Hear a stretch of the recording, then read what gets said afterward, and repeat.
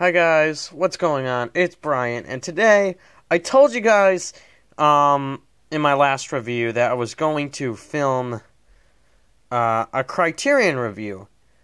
I love the Criterion collection. It's if you really love films as much as I do, you should check out the Criterion collection. And when I say this, I mean, you must have to, not only, the Best Picture winners, but you gotta, the classic cinema. Older movies. For example, this movie came out in 1957. You can't even see, I know, it's hard to, I don't have the best camera in the world, but I have so many movies. I think the earliest one I have, I think, is M, which I just recently saw, which was amazing. This one came out in 1931. So, I definitely want to review more of these. And these are the type of films that there are a large majority of people that know about them. And they're the people with the giant Blu-ray collections. I wouldn't say I have a gigantic one, but bigger than most people. I'm trying to get a huge one. So, I pick up a couple Blu-rays every, couple times.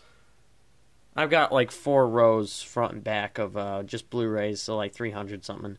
But I'm always trying to get more, and the Criterion Collection, they're very expensive movies, but they're worth it. And when you find a half-off sale, or you find these in a half-price books or something, or Costco, surprisingly, pick them up, because they're great. I would not say pay $40 a pop for them, even though I have done that with one. I'd say pick them up at $20. That's a great price. If you have to pay a little bit more than that, $25, it's still worth it. Unless you're finding one of the giant box sets for $30, then that's a steal. But most of them, I'd say pick them up at $20. That's a good price for a Criterion. And they make just such great quality Blu-rays. They do have DVDs too, but I buy the Blu-rays because they're $10 more, and when they're half off, I think they're $5 more when they're half off. So each one comes with a booklet, and I only buy the Blu-ray ones. So I'm reviewing today The Seventh Seal. Now, this is a very popular, famous movie. It was made in Sweden, and it stars Max von Sydow. And if you don't know who this guy is, I was looking at the cast for the new Star Wars film. Apparently he's in it. Apparently he's in the movie. But if you don't know, I'd say his most iconic role here in America that we all know about is he played the priest in The Exorcist, and the older priest in The Exorcist. He played Father, was it Karras? I believe it was Father Karras. The one with the white hair. And he plays the knight in this movie, and this movie takes place during the Black Plague. And so, first off, if you don't know who Ingmar Bergman is, the director, I'm really starting to love this guy as a director. He's made Persona, which I also own. Wild Strawberries, I also own. He's made just tons of other films, which I want to check out. Fanny and the Alexander, I really want to check that film out. The Magician. He's just made hundreds and hundreds. Well, not hundreds, but he's just made a ton of films, and he's known as the Spielberg or Scorsese of Sweden. He's that well known. All his movies seem to be really dark. This is the only one I've watched from start to finish.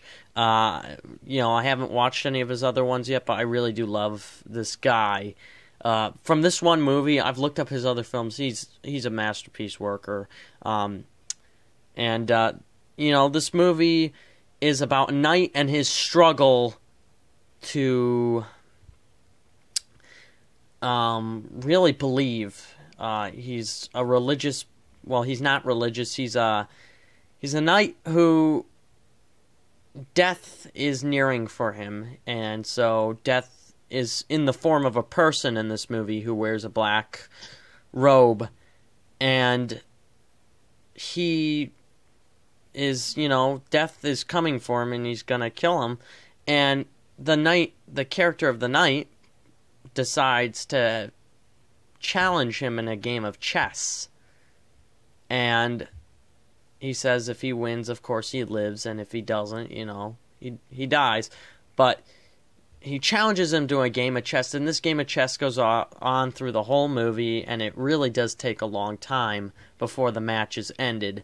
And it's kind of like stalling in a way from his death, because it keeps him alive.